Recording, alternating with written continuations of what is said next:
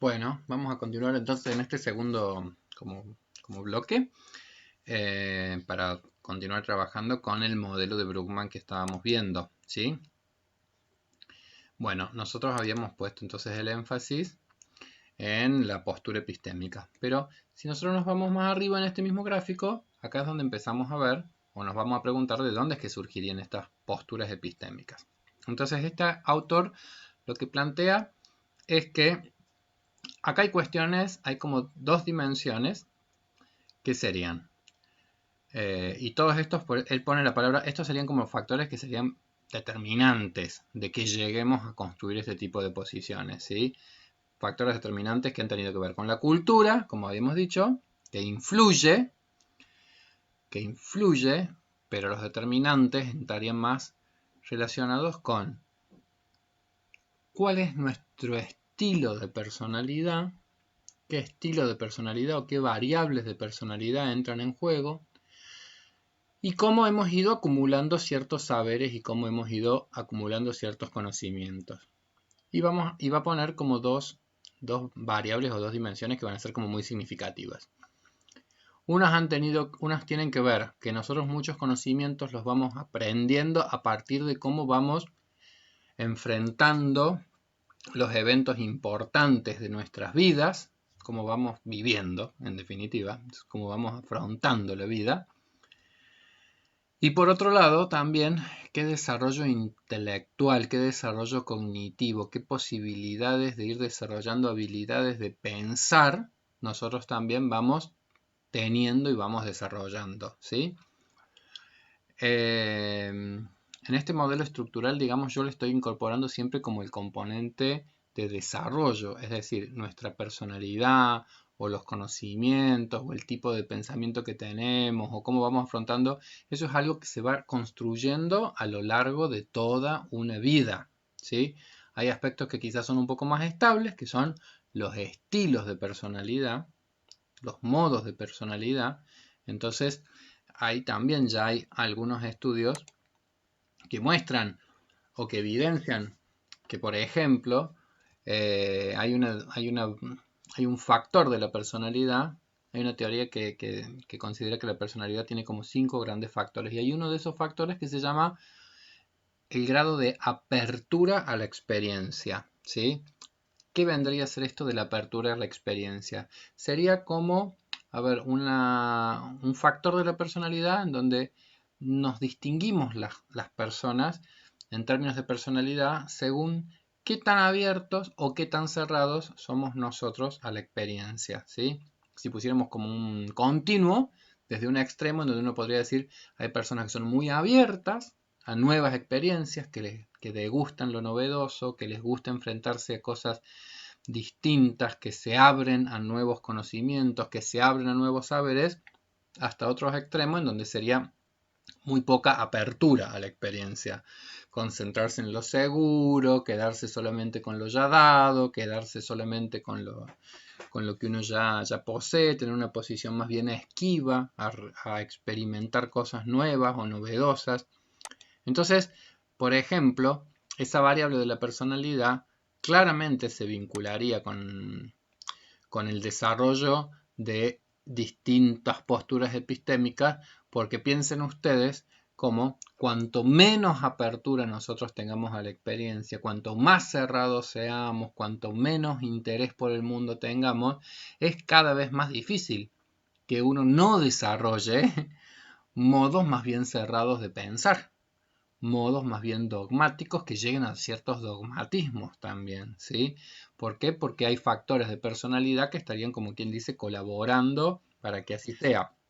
Esto puede parecer muy abstracto, pero en realidad mi intención es que cuando ustedes estén viendo la película de Conduciendo a Miss Daisy, perciban que tanto Hope como Daisy tienen personalidades muy distintas. Y cuando piensen en eso, cuál de ellos está más abierto a nuevas experiencias y cuál está más cerrado a nuevas experiencias, van a empezar a ver cómo efectivamente hay cosas que son de la personalidad que después empiezan a incidir en los modos de pensar, en los modos de relacionarse, en los modos de vincularse de los distintos personajes Y eso por supuesto que va a tener también su incidencia en qué capacidades nosotros tenemos de adaptarnos a las realidades que son complejas según nuestros estilos de personalidad. Evidentemente que cuanto más cerrada es nuestra personalidad, es decir, cuanto más como quien dice, de retraernos y de como quien dice, cerrarnos a nuevas experiencias vitales, esas cuestiones son como más defensivas y por supuesto que tienen una incidencia en que es más difícil adaptarse a la realidad cuanto uno más se retrae. Así como hay cuestiones entonces de personalidad, hay dos aspectos que serían el desarrollo cognitivo y el afrontamiento de eventos de la vida, ¿sí? Nosotros más adelante vamos a trabajar en profundidad esto de que hay distintos modos de pensar y que quizás con el paso de los años uno vaya complejizando los modos de pensar las cosas. Uno de esos ejercicios justamente de complejización tendría que ver con que uno pueda empezar cada vez más no solamente a tener un sistema de creencias y de pensamientos propios, sino poder comprender que ese sistema de creencias y de pensamientos propios es una verdad personal, es un sistema de creencias personalmente válido, pero que es uno entre una multiplicidad de sistemas de creencias. Y de que entonces todo saber en realidad es relativo a quien lo sabe. Todo saber, todo conocimiento también tiene la relatividad de que es las desde una posición, ¿sí? Entonces empieza a desarrollar su modo de pensar que empieza a ser como más relativista, es decir, puede empezar a comprender que las cosas pueden ser vistas desde distintos lugares, desde distintas perspectivas, que quizás algunas de esas, como saberes tan ciertos que alguien tiene, pueden verse también desde otro lugar, o de que algún dogma muy consolidado en mí, otro puede no compartirlo porque está mirando las cosas con otros ojos, con otra perspectiva, con otra historia. Entonces el desarrollo cognitivo tiene mucho que ver con eso, la posibilidad de que se vayan desarrollando modos de pensamientos más complejos. Uno de ellos se denomina el pensamiento relativista, es decir, justamente pensar siempre en términos muy relativos de cómo las cosas se dicen, o poder incorporar en el pensamiento y decir, bueno, a ver, pero ¿quién lo dice? ¿Desde dónde lo dice?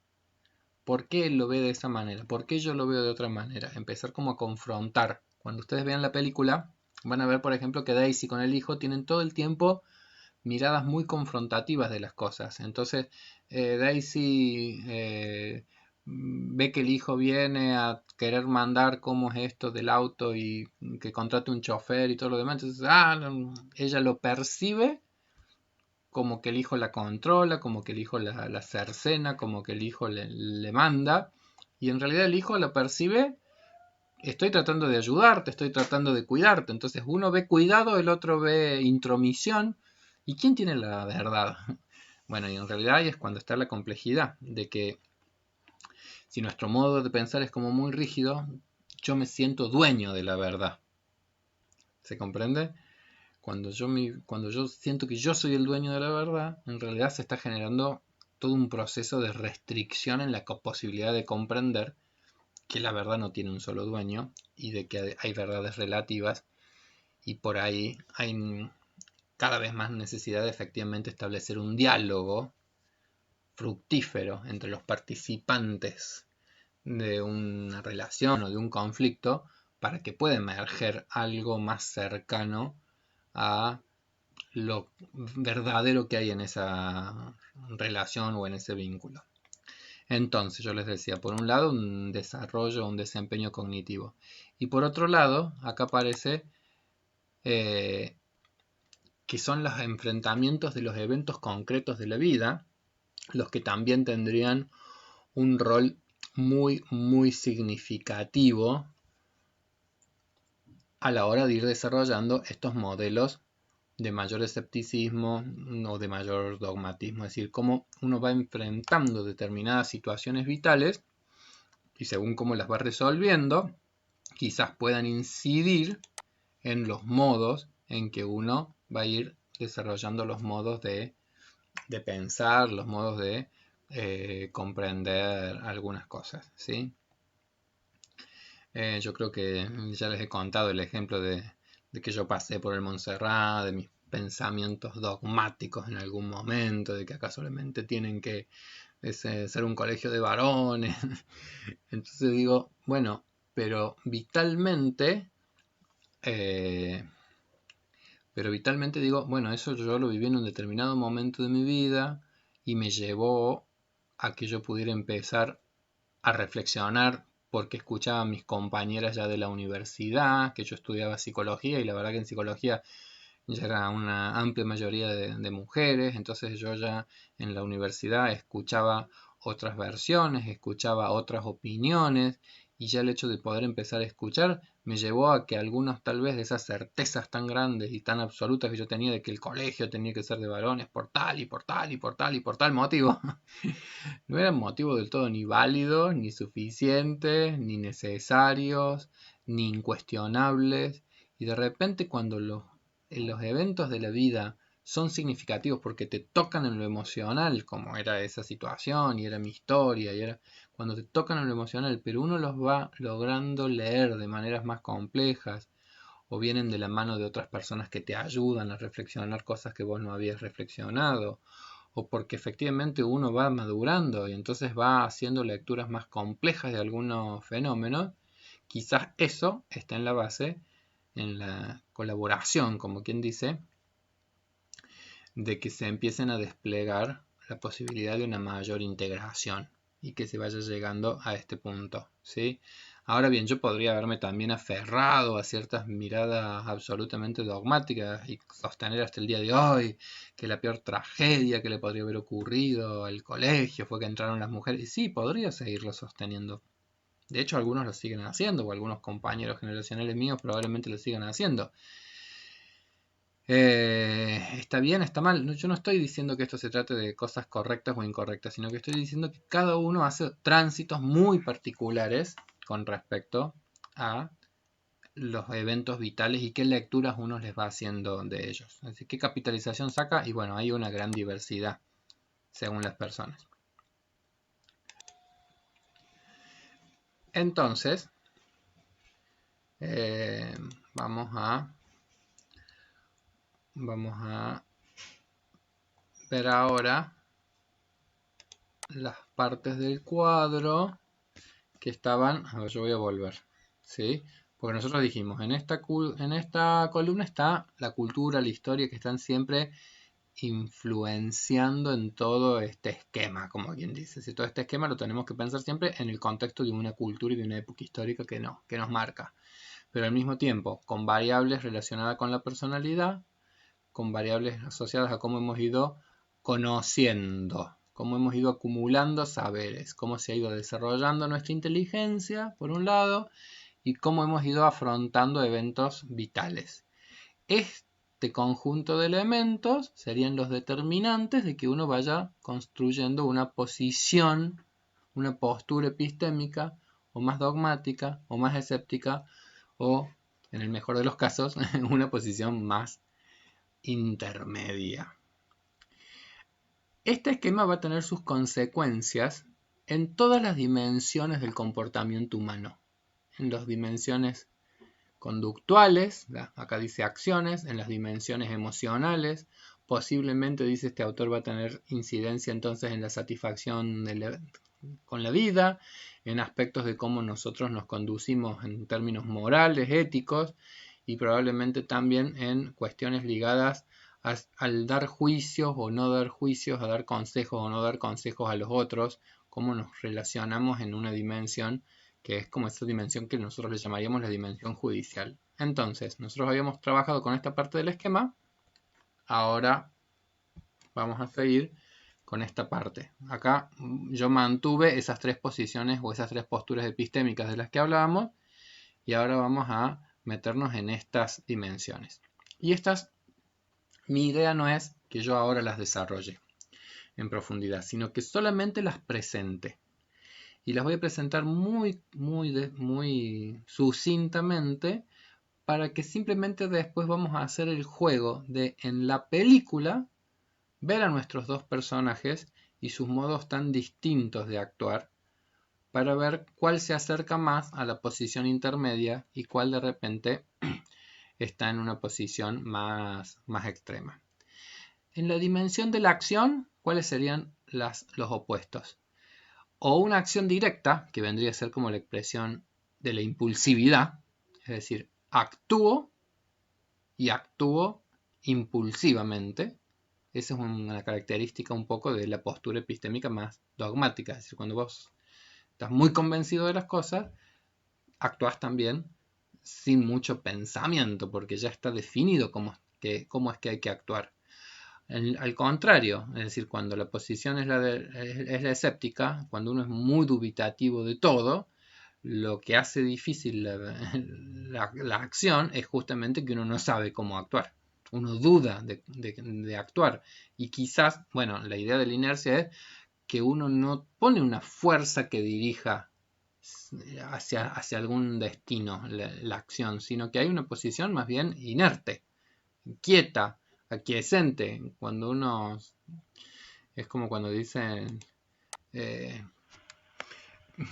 se deja llevar. Bueno, cuando uno por ahí tiene una posición inerte, uno en vez de ser sujeto de la acción, es como que uno se deja llevar por los demás. Bueno, la postura intermedia sería la del reconocimiento de la necesidad de actuar, aún sabiendo de que nuestros conocimientos son falibles. ¿Sí? No es una actuación con la seguridad del dogma, no es una inacción por la duda que paraliza, sino que tendría que ver con una posición en donde uno sabe que tiene que actuar aun cuando no sabemos exactamente cómo.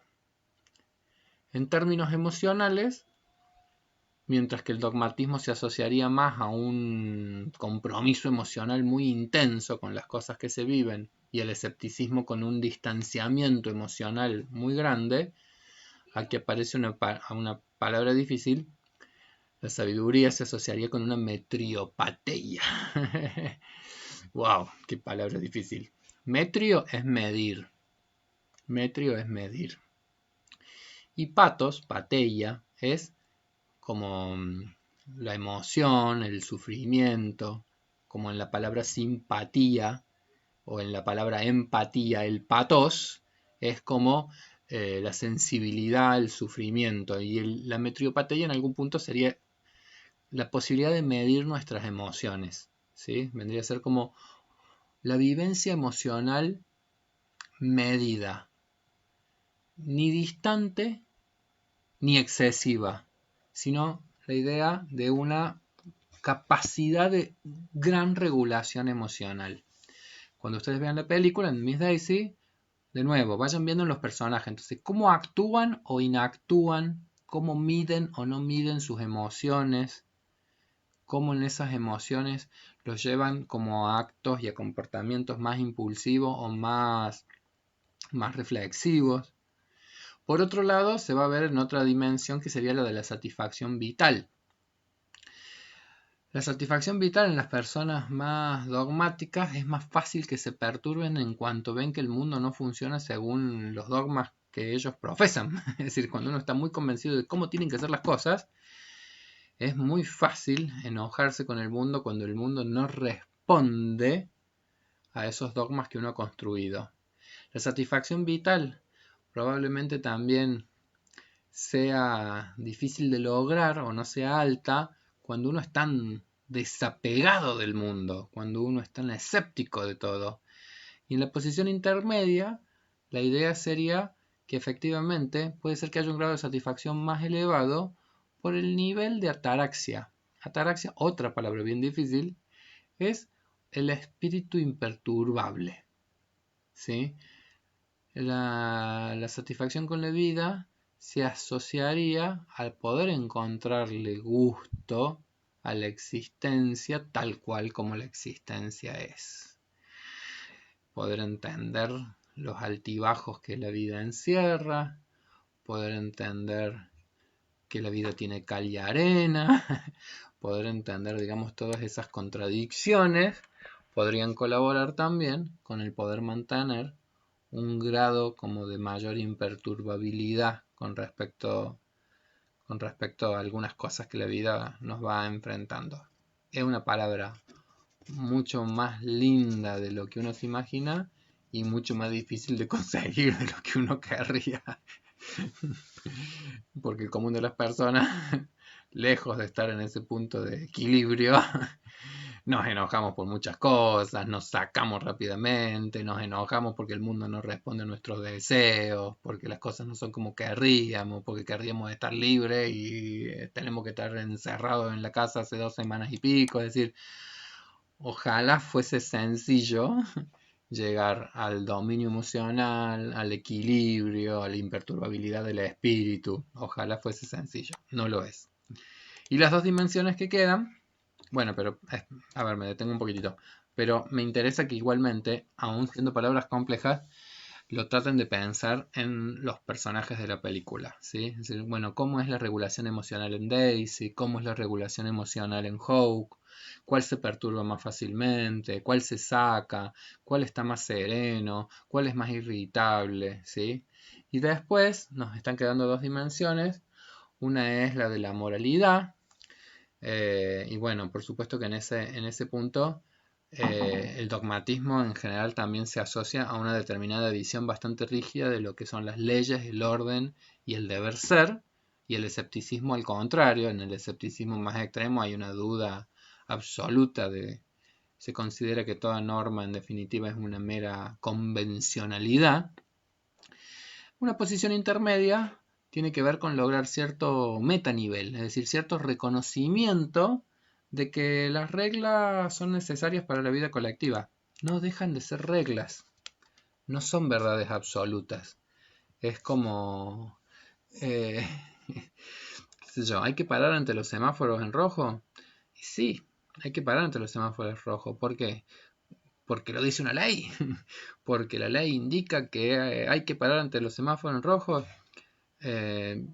Y bueno, mirá, si es de noche, si el semáforo está en rojo, pero es una zona muy peligrosa y ves que alguien se acerca con algo que no sabes distinguir exactamente, si puede ser un objeto peligroso, y no viene nadie en el otro sentido, y me parece que tal vez lo más prudente sea cruzar ese semáforo en rojo. Tal vez sea lo más sabio. Ah, no, pero no hay que cruzar ningún semáforo en rojo. El dogmatismo tiene que ver con una cierta dificultad para poder llegar al metanivel de entender que las leyes y que las legalidades tienen sentido, pero tienen sentido si efectivamente van en la dirección del cuidado de la condición humana o de bienes que son quizás aún mayores que el respeto de la ley. No sé si soy claro, es complejo esto, lo vamos a trabajar más en profundidad en otro momento, pero eh, no mentir es un mandamiento importante, decir la verdad. Pero para que Ana Frank pudiera sobrevivir el tiempo que sobrevivió escondida en un hogar en Holanda, hubo muchas personas que constantemente tuvieron que mentir y mentir y mentir, y hasta un mentir que era arriesgado para sus propias vidas. ¿Es correcto mentir? Entonces, ahí es cuando uno puede ir desarrollando un nivel de madurez y complejidad y comprensión más profunda, es decir, llegar a un metanivel. Habitualmente está bueno no mentir, habitualmente es lo más aconsejable, habitualmente la verdad nos lleva hacia mejores lugares que el engaño y que la mentira, pero al mismo tiempo una mentira puede tener un significado y puede ser muy importante si lo que está tratando de proteger es algo más que esa ley o ese dogma, no mentirás, sino que está defendiendo o que está cuidando algo tan valioso como la vida humana. Y eso es ya empezar a tener una visión moral de la existencia de mayor grado de complejidad que el simple respeto a la ley o al orden, porque en algún punto uno tendría que poder preguntarse si toda ley es legítima, ¿sí? Y finalmente, acá dice el consejo o el juicio, y el dogmatismo lo que lo caracteriza justamente es que más que consejos hay imperativos comportamentales, imperativos morales, imperativos, es decir, bueno, el dogmático está como convencido de cómo hay que actuar y cómo debe actuar no solamente él, sino cómo deben actuar todos. Y en general, cuanto más dogmáticos somos, más creemos que todos tienen que actuar como nosotros. En el escepticismo la postura es en el otro extremo, es decir, no, ¿qué te puedo decir yo de cómo actuar en la vida? Yo no sé, no tengo idea, no lo sé, y todo lo que yo te diga puede ser absolutamente inservible. Y una postura intermedia, en realidad, tendría que ver con que uno pueda, reconociendo las limitaciones con las cuales de repente pueda dar un consejo, animarse a tomar el compromiso de poder aconsejar a alguien que solicita un consejo, por ejemplo, ¿sí? Y quizás llegar a un consejo que pueda ser medianamente adecuado si es más o menos juicioso y es más o menos de atender a todas las variables que están entrando en una situación. Bueno, esta clase ha sido conceptualmente intensa, hay muchas palabras difíciles, pero mi invitación ahora es a que vean esa película y que cuando vean esa película tengan este modelo en mente, porque lo vamos a retomar y y quizás se haga más llevadero, más sencillo cuando lo retomemos y lo trabajemos juntos. Hasta acá, entonces, esta segunda entrega, y son las de esta semana. A todas, todo mi cariño, mi expresión de que se extraña mucho el aula. Yo la verdad que por momentos trato siempre de volver a la imagen de las dos aulas que compartimos, de las dos clases que pudimos tener ahí en vivo y en directo en el CEPRAN, porque se hace muy difícil si no estar hablándole a una computadora. Pero me vuelven las imágenes de ustedes, y bueno, esto lo vamos haciendo en el sentido de que ojalá estas cosas que uno va charlando en ustedes vayan despertando reflexiones, cuestionamientos, dudas, respuestas a lo que yo diría, desacuerdos. Y bueno, y la invitación a que cualquier comentario, todo lo que tengan ganas de compartir en el grupo que compartimos de WhatsApp con respecto a estos temas que vamos trabajando, sería un placer, o en el grupo, o mandándomelo a mí privadamente, todo lo que venimos charlando, dudas, preguntas, cuestionamientos. Sería hermoso poder hacerlo más dialogal, como era el sentido original del curso. A todas ustedes, esperando que anden lo mejor posible, les mando un enorme abrazo y seguimos en contacto. Bueno, muchas gracias. Nos vemos.